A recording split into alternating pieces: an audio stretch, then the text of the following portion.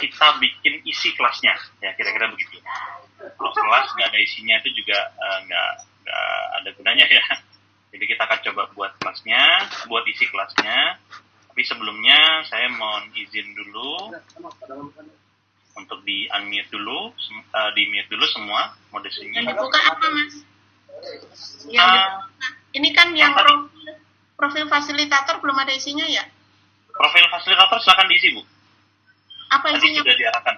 Isinya adalah profil Ibu. Oh. Ya, tapi nggak perlu biodata juga Bu.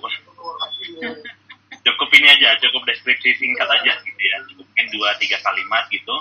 Ini untuk lebih meyakinkan orang dengan fasilitatornya gitu aja.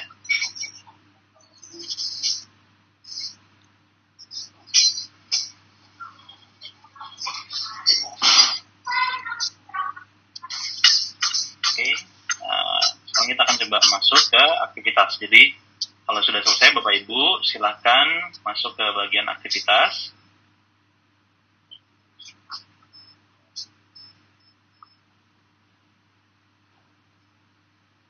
Jadi masuk ke bagian aktivitas, diklik saja Bapak Ibu.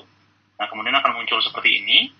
Nah, di sini ini ada dua mode cara belajar.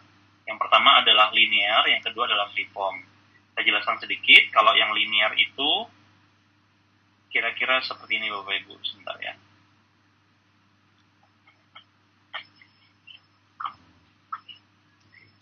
Jadi kalau saya ambil ini contohnya. Nah, jadi ini kan ada daftar aktivitas nih Bapak Ibu. Ya, kan kita nanti lihat ya di daftar aktivitas ini ada namanya topik. Jadi topik itu hal-hal umumnya begitu, hal umum, terus di bawah topik itu ada namanya aktivitas. Jadi kalau saya klik di topik tentang kenali dirimu, nanti muncul ada banyak aktivitas. Nah, kalau linear itu berarti murid, siswa itu harus mengakses kelasnya satu persatu. Jadi dia nggak bisa langsung tiba-tiba ke yang keempat gitu, kebuka. Ini nggak bisa. Kalau ini saya bisa karena saya sudah melewati fasenya ya, saya sudah melewati aktivitasnya. Tapi kalau dia baru daftar, baru ikut programnya, murid harus satu persatu. Nah, itu kalau linear. Nah, itu kalau linear ya. Jadi harus ikut satu, habis satu ya dua, habis dua ya tiga, dan seterusnya. Nah, kalau freeform, kalau ini cara belajarnya dibuat freeform seperti ini, maka ini murid itu bisa mengakses yang tahap manapun. Jadi mau saya misalnya nih, saya baru sampai 5 gitu ya. Ini karena freeform, saya bisa langsung masuk ke yang 8. Ya, tanpa saya harus menyelesaikan 6 dan 7. Nah, Bapak Ibu bisa memilih apakah mau freeform atau mau linear. Ya, saran saya sih mungkin linear itu bisa jadi bagus, bisa jadi freeform lebih bagus, tergantung kelasnya mau seperti apa. Cuma di contoh ini saya mencontohkannya linear. Ya, silakan dipilih Bapak Ibu mau linear atau mau freeform. Nah, kalau sudah, silakan klik di tambah topik baru. Nanti langsung muncul seperti ini. Jadi ingat ya, topik itu adalah hal besar kayak ini, kenali dirimu. Jadi kayak di kelas desain cita-cita yang sedang saya buka, itu ada 5 topik. Topiknya kenali dirimu, eksplorasi bakat, minat dan passion, terus merumuskan desain cita-cita, apa yang perlu dipersiapkan, sama penilaian akhir. Nah, Bapak Ibu bisa pilih ini topiknya mau apa saja. Bisa juga misalnya pekan pertama begitu ya, atau misalnya saling kenal dulu gitu, atau topiknya apapun terserah. Buat satu aja dulu. Jadi cukup buat satu topik aja dulu ya. Sekarang misalnya di sini topik pertama adalah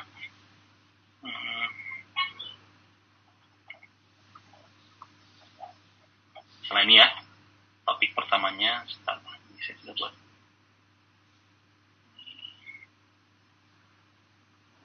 Ini misalnya topik pertama saya, ini ya di mana-mana. Oke, saya klik tambah. Nah, kalau sudah saya tambah, nanti tampilannya akan jadi seperti ini.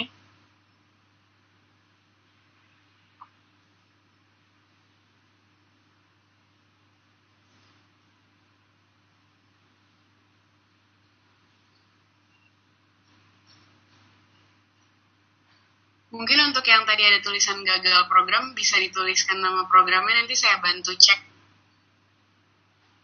Ya, terima kasih seperti. Jadi bagi yang tadi gagal, boleh ditulis saja di kolom di komentar. Nanti akan dibantu oleh Miss Putih dan Miss Gali untuk dicek sebenarnya kenapa begitu kira-kira ya. Oke, saya lanjutkan. Jadi topik pertama sudah kita tentukan. Sekarang, nah kita lihat di sini ya, di bawah topik itu ada aktivitas. Nah, sekarang kita akan coba lihat aktivitasnya. Kita mau apa saja aktivitasnya. Soalnya kalau saya mau aktivitas baru, saya tinggal klik tambah aktivitas baru. Nah, nanti akan muncul seperti ini Bapak Ibu. Lihat ya. Jadi akan muncul ada konten, ada nama, dan seterusnya. Nah, yang pertama pastikan ini kontennya ada tulisannya, konten tersedia. Jadi kalau misalnya awalnya begini gitu ya, langsung diganti saja konten tersedia. Oke. Kemudian nama aktivitasnya dituliskan, misalnya tadi saya ambil contoh namanya.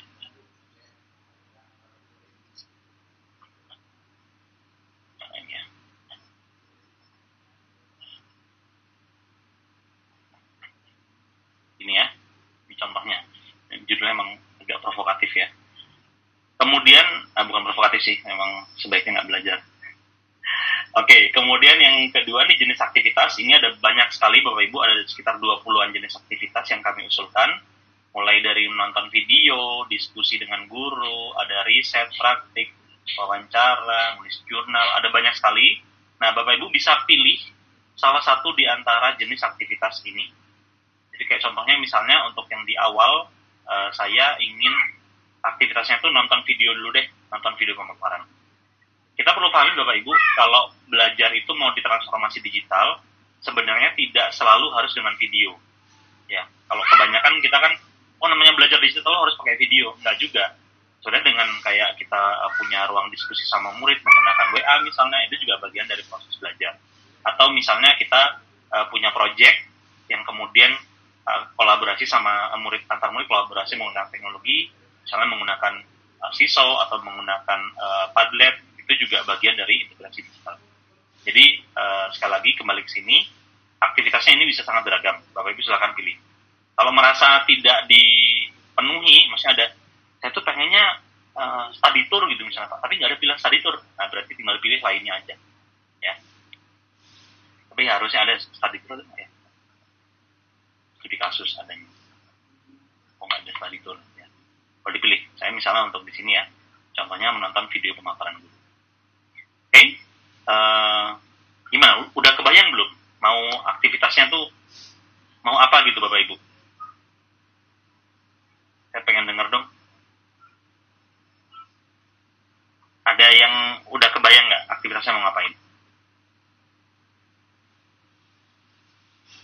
Yang mau unjuk pendapat boleh langsung di unmute aja ya.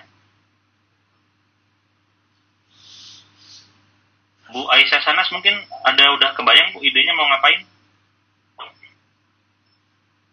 Kalau Mas, ya gimana Bu Sri?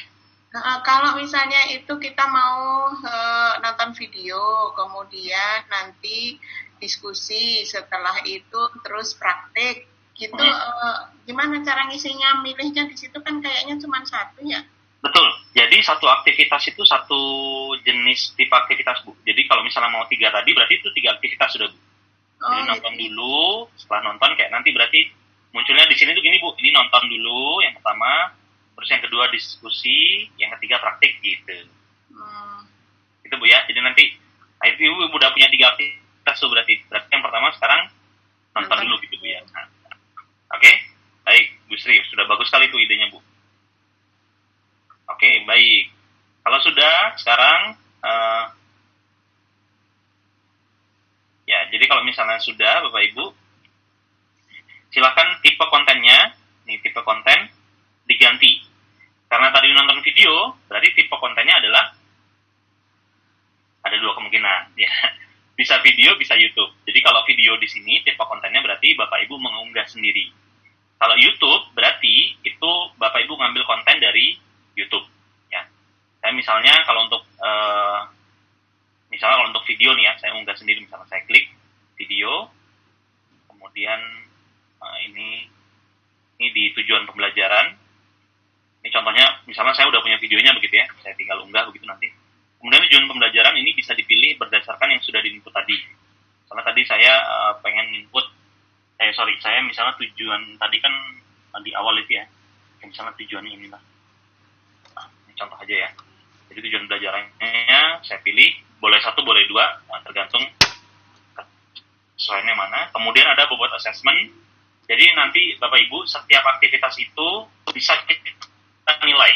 Ya, jadi kita bisa menilai apakah aktivitas ini berkontribusi terhadap nilai akhir siswa atau tidak.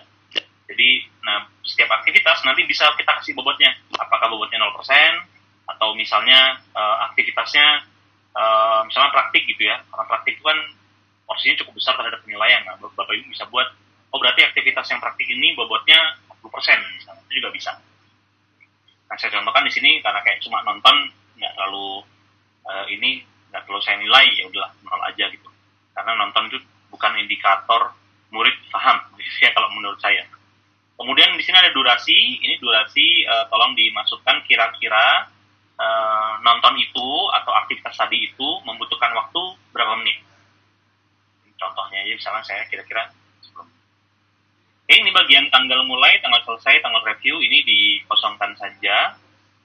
Sebenarnya nanti bisa dipakai sih. Jadi nanti Bapak Ibu bisa misalnya untuk yang aktivitas pertama itu cuma tanggal dibuka cuma tanggal 14 sampai tanggal 15 April misalnya. Aktivitas kedua itu bisa diakses tanggal 16 April aja. Aktivitas ketiga itu tanggal 17 sampai tanggal 24. Nah, itu bisa. Tapi untuk di tahap awal ini saya tidak sarankan karena tidak wajib ya. Yang paling pokok dulu.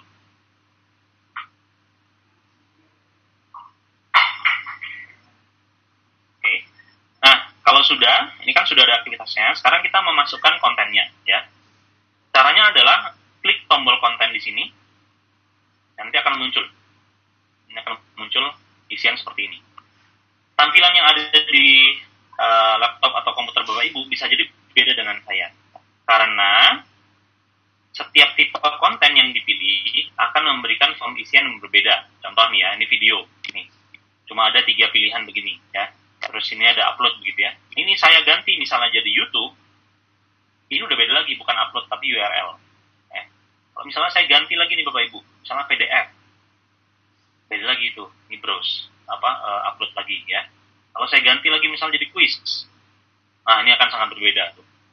Jadi detail konten itu akan menyesuaikan dengan tipe kontennya, ya.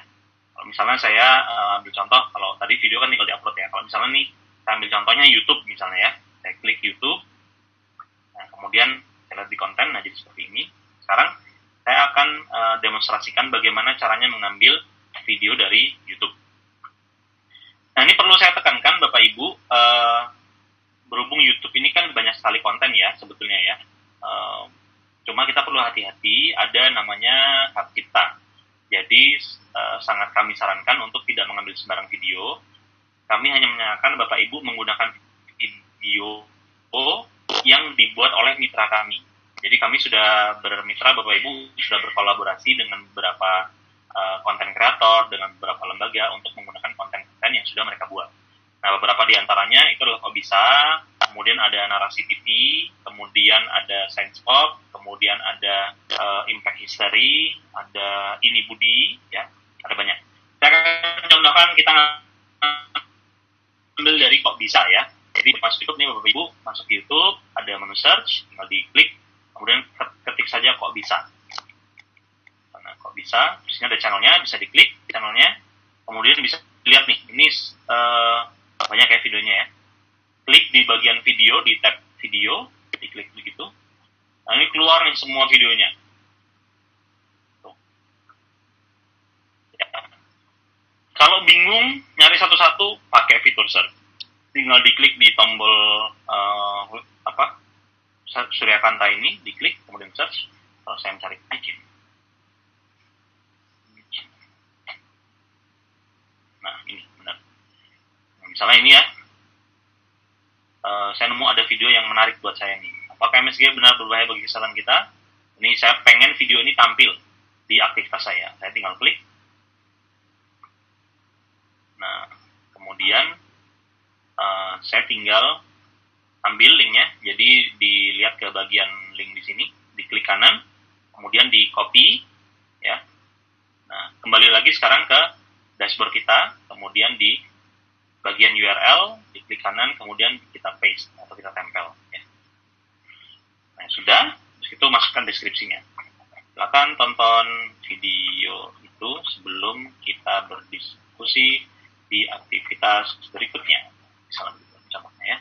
Nah, deskripsi ini bisa seperti ini, mau ditebelin juga boleh, mau ditambah gambar juga bisa, ya, mau ditambah quote atau petikan bisa, mau ditambah tabel bisa, mau ditambah video juga bisa.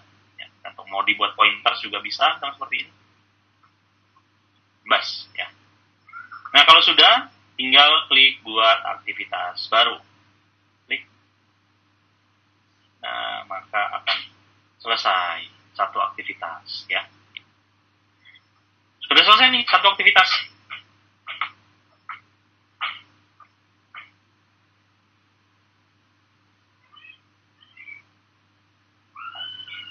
List mitra untuk video belajar bisa dibagikan kah? Oke, boleh. Saya ketikkan ulang ya. Yang pertama itu ada mitra yang sudah bekerja sama dengan sekolahmu. Terus, sebentar. Saya coba ambilkan dulu datanya Bapak Ibu ya.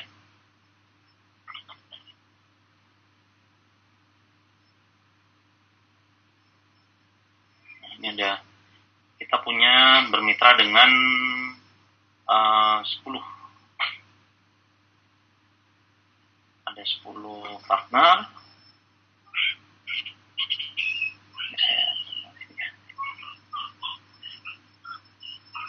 Nah, ini list mitra, saya sudah tampilkan ya di kolom chat.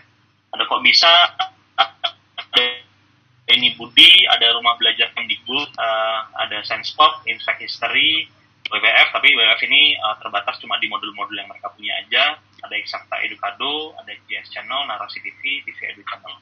Saya coba tunjukkan, ini kalau kok bisa ya. Ini ada juga ini Budi ini juga kontennya sudah cukup banyak. Ada 750 video Bapak Ibu. Nah, kalau ini Budi ini ada video-video belajar juga nih. Ya, jadi kalau kita lihat di playlistnya ada banyak sekali ya. Bahasa Inggris ada, TK juga ada, matematika SMP SMA ada. Kalau SMK ada nggak ya? Ini lebih ke yang umum ya. Ini Budi juga sempat kolaborasi dengan beberapa influencer begitu. Nah, ini ada seri video profesi, ini saya suka sekali Bapak Ibu ya. Jadi di sini itu ada banyak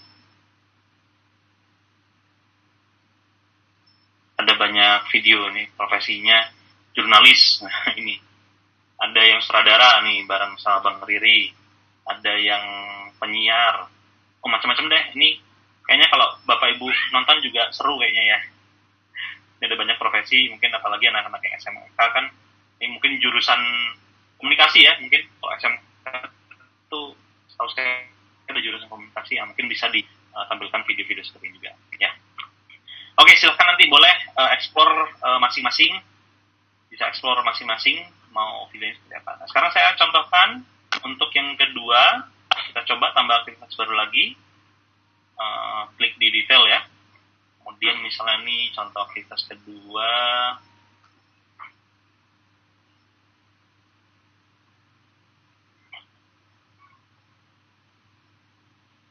Misalnya judul aktivitasnya adalah gini ya. Ini terus kemudian jenis aktivitasnya ini misalnya adalah praktik mandiri. Kemudian tipe kontennya misalnya saya buat quiz ya. Jadi tipe konten tadi kan 2 sudah ya, video sama YouTube. Sekarang kita cobain yang quiz. Jadi kita bisa Bapak Ibu membuat quiz di dalam platform. Quiz ini nggak harus selalu untuk ujian ya. Quiz ini bisa juga untuk kayak misalnya kalau kita mau murid mau ngumpulin tugas gitu. Ya itu bisa dibuat modelnya quiz. Jadi nggak harus sekian soal, 10 soal, 20 soal gitu ya. Nggak harus seperti itu. Bisa cuma 1 soal, 2 soal. Ya, tujuan belajarannya misalnya ini, bobotnya nih karena mereka harus praktik lumayan besar ya, 20. Durasinya katakan misalnya 30 menit. Jadi durasi ini bukan durasi tayang Bapak Ibu ya. Jadi aktivitas ini cuma bisa diakses 30 menit ya gitu juga. Tapi ini sebagai gambaran kira-kira butuh waktu berapa lama. Karena nanti di akhir program, waktu di bagian dashboard awal itu nanti akan kelihatan nih, ini programnya waktunya berapa lama gitu ya. Jadi murid juga bisa ngukur, ini kayaknya 30 menit. aku kayaknya bentar lagi mau keluar nih gitu. Oh nggak bisa, nanti malam aja deh misalnya gitu ya. Jadi dia bisa merancang sendiri proses belajarnya, merdeka belajar lah istilahnya begitu ya. Oke, kemudian tinggal klik di bagian konten. Saya ulang, ini tipe kontennya diganti menjadi quiz. Klik konten akan muncul seperti ini ya. Ada dua hal yang harus kita isi di pembuatan quiz ini, bagian pengaturan sama bagian pertanyaan. Bagian pengaturan bisa dilihat ini ada random question. Ini maksudnya kalau Bapak Ibu quiznya mau dibuat acak, tinggal dicentang aja quiz random. Gitu. Kalau nggak mau acak ya sudah jangan dicentang ya. Kalau terus kemudian ini ada retake. Retake itu istilahnya boleh diambil atau enggak. Jadi kalau misalnya programnya boleh diambil, kok diambil itu diambil ulang ya maksudnya. Ngulang. Jadi kalau misalnya pilihannya adalah tidak bisa retake, berarti murid hanya bisa mengerjakan quiz itu satu kali. Itu kalau tidak bisa retake. Tapi kalau misalnya diganti nih jadi bisa retake, berarti murid bisa mengulang. Ya. Saya misalnya contoh ambil tidak bisa retake, jadi dia cuma punya satu kesempatan. Kemudian ini bisa skip atau enggak, maksudnya apakah pertanyaannya bisa dilewati atau enggak. Kan kadang misalnya punya 10 soal, kita bisa aja nih sebagai pembuat quiz gitu ya, saya mau kamu tuh pokoknya harus nyelesain semua, jadi nggak bisa di skip. Pokoknya setiap soal harus kamu isi. Nah itu berarti tidak bisa skip. Tapi kalau misalnya kita memberikan pilihan pada murid, ya udah kalau kamu nggak bisa ngisi dilewatin itu boleh ya, berarti diganti jadi bisa skip gitu ya. Kemudian tampilkan timer. Ini maksudnya apakah kita akan menampilkan timer di halamannya murid begitu.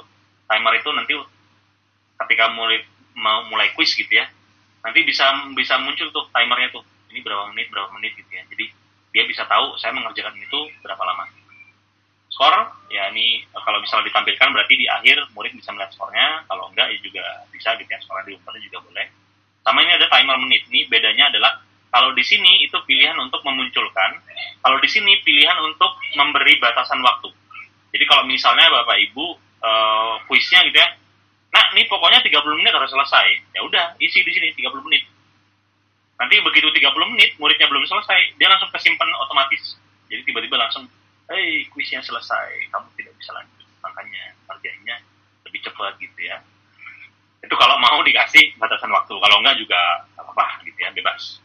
Saya memilih untuk tidak memberikan batasan waktu. Settingan ini sudah.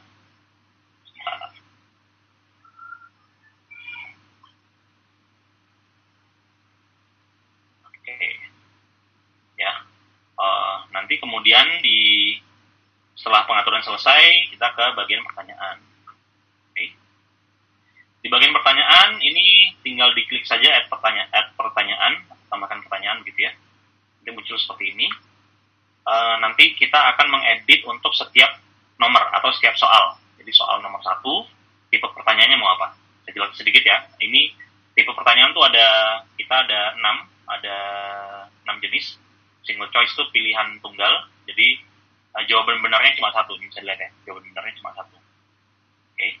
Kemudian ada multiple choice. Multiple choice itu jawaban benarnya bisa lebih dari satu. Kemudian ada juga scale itu ngasih skala, ini skala 1 sampai skala 5 begitu misalnya. Kemudian ada file, nah kalau file ini berarti murid kita minta untuk mengunggah file atau mengupload file. Misalnya Bapak Ibu aktivitasnya tadi adalah praktikum mandiri misalnya, sekarang gitu ya, kan nggak bisa praktikum barengan gitu ya. Praktikum mandiri ya udah, kamu rekam video atau misalnya kamu foto hasil eksperimenmu, difoto terus kemudian dikirim, nah itu bisa pakai ini.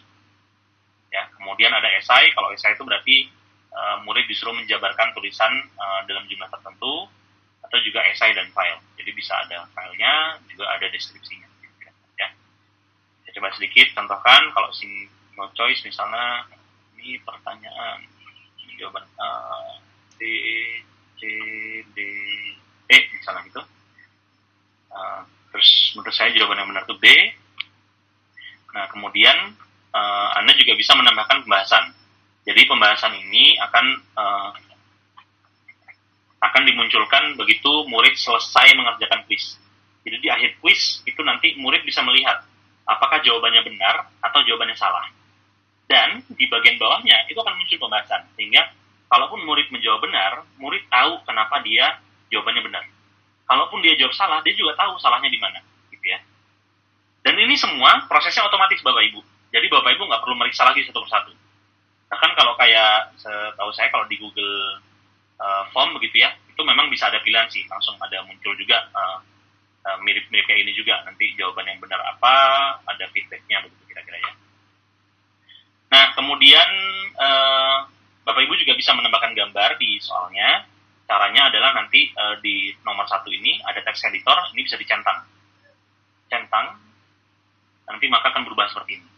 Nah, kalau mau menambahkan gambar di pertanyaan, tinggal di klik insert image. Ya. Misalnya insert image untuk contoh misalnya gambar, ini misalnya ya, ini dia gambar. Nah, misalnya begitu. Ini bisa menambahkan gambar di sini.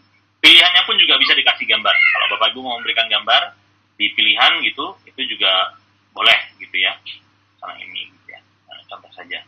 Oke. Jadi bisa seperti itu. Kalau nggak mau pakai gambar juga nggak apa-apa. Tinggal di-uncheck saja.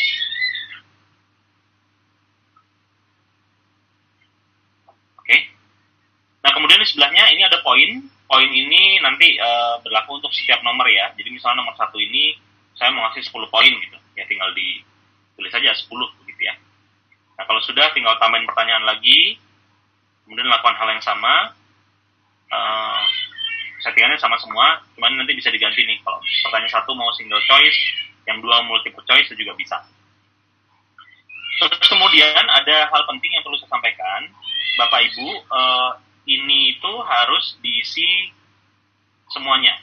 Ya, jadi semua informasi harus ada.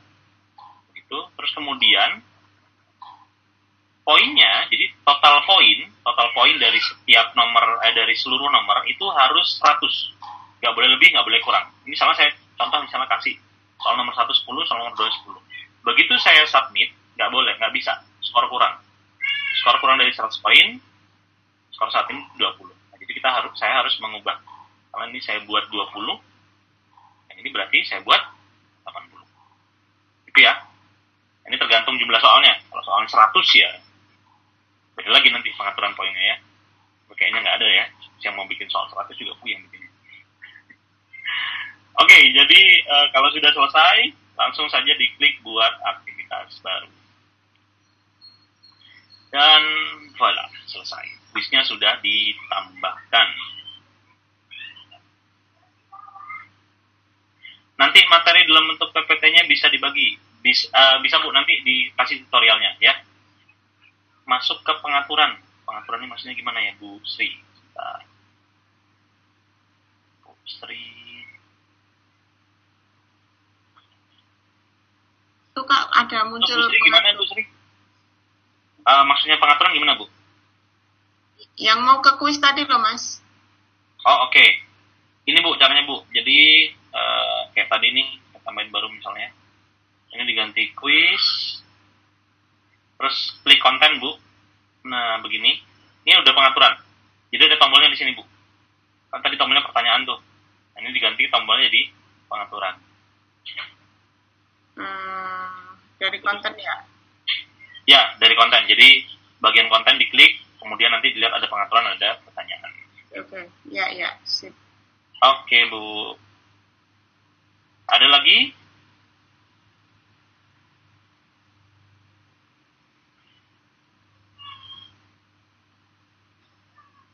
Oke. Takutnya waktu nyimak ngerti ya, ngerjain lupa. Nggak apa-apa Bu, nanti ada panduannya kok ya. Oke Bapak Ibu, saya contohkan satu lagi. Kalau tadi kan kuis, ini sekarang misalnya PDF. Kalau PDF sama sih Bapak Ibu ya. Kalau PDF itu tinggal diupload aja filenya. Yang terpenting nanti tinggal dikasih deskripsinya, itu aja. Kemudian kalau diskusi juga sama. Diskusi juga malah nggak ada apa-apa. Jadi diskusi itu karena nanti sudah langsung buat chat room-nya begitu ya. Langsung ada buat ruang untuk diskusinya. Kita cuma tinggal menambahkan deskripsi. Ini contohnya kalau diskusi itu kayak gini nih tampilannya nih. Nah, nanti kalau di aplikasi itu bisa kelihatan apa yang didiskusikan. Ini karena belum ada yang diskusi aja, jadi masih kosong. Ya, ini bagian deskripsi di bawahnya. Gitu. Bisa cantumin gambar, bisa cantumin teks dan diskusi. Baik, sepertinya itu saja ya. Oh, sama satu lagi, ada personal chat. Kalau diskusi tadi kan dari banyak murid ke guru gitu ya, maksudnya barengan lah kayak grup WA gitu. Tapi di kami juga ada fitur namanya Tanyamu. Ini nanti kalau misalnya kita pilih tipenya personal chat, ya tipenya personal chat, nanti murid itu bisa langsung ngejapri ke gurunya di platformnya sekolahmu, bukan di WA ya Bapak Ibu ya. Jadi ya sekali lagi, kalau WA kan campur-campur. Nah kalau ini udah enak, di kelasnya dia sudah bisa langsung komunikasi personal dengan guru. Mana tahu ada murid yang butuhkan pendampingan khusus, atau misalnya kita sebagai guru melihat kok kayaknya ada murid yang mungkin mau kita arahkan, atau terhadap murid yang punya potensi, kita mau memberikan dia pendampingan lebih, itu juga bisa lewat personal chat. Ya. Jadi kira-kira itu panduannya untuk membuat program di platform sekolahmu. Nanti Bapak Ibu bisa explore, bisa nambahin topik baru lagi, begitu ya. Nambah topik baru, nambah aktivitas baru. Nanti perlu dilihat di sini Bapak Ibu, ada beberapa hal yang penting, bahwa bobot programnya harus 100%. Kalau ini dilihat nih, ini baru 20 kan, ini kelihatan di sini, ini total bobot program baru 20. Nah, nanti harus dibuat ini 100, jadi nggak boleh lebih. Terus nanti kelihatan nih, total durasinya berapa jam, gitu ya. Kalau ini masih terdeteksinya setengah jam sih ya, 40 menit. Ini sistem nanti akan mengidentifikasi. Oke, jadi kalau sudah tinggal simpan, terus kemudian ada seperti ini, tinggal diklik simpan. Maka ini sudah berhasil tersimpan programnya ya.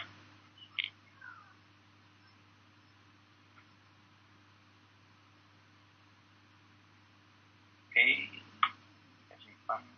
Oke. Nanti Bapak Ibu akan melihat di dashboardnya.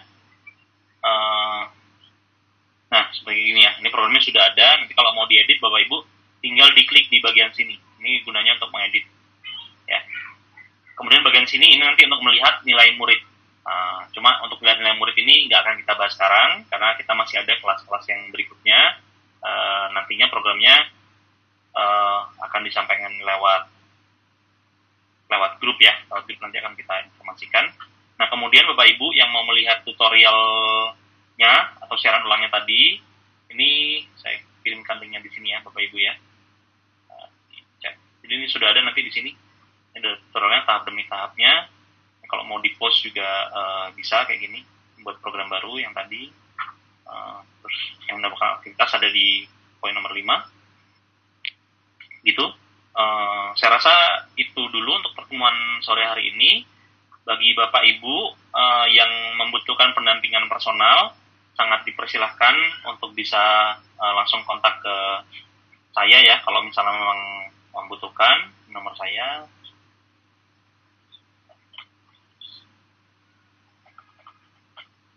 ini, bisa kontak saya di nomor WhatsApp itu. Kalau mau lihat tutorialnya bisa lihat di link yang tadi. Bisa di pause kalau masih nggak ngerti boleh tanya ke saya. Saya pikir itu saja. Mungkin dari Mas Farli ada yang mau ditambahkan, Mas Farli?